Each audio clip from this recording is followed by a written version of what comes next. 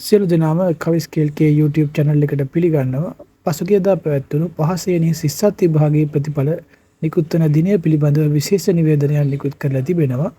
දැන් අපි විශේෂ නිවේදනයට යමු වෙලා බලමු කවද්ද පහසේනී සිස්සත් විභාගයේ ප්‍රතිඵල නිකුත් වෙන්නේ කියලා. පහවසර සිස්සත් විභාගයේ ප්‍රතිඵල ලබන සැප්තැම්බර් මාස මුල් සතියේදී නිකුත් කරන බව විභාග කොමසාරිස් ජෙනරාල් ඉන්දිකා ලියනගේ මහත්මිය පවසා තිබෙනවා.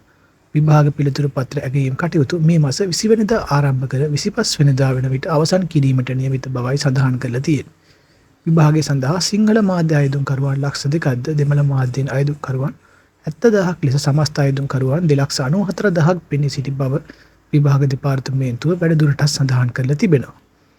පහවසර සිස්සත් විභාගයේ 9 වෙනිදා විභාග මධ්‍යස්ථාන 2723කදී පැවැත් වූ අතර කිසිදු ගැටලුවකින් තොරව විභාගය පැවැත් වූ බවට අය වැඩිදුරටත් පවසලා තිබෙනවා.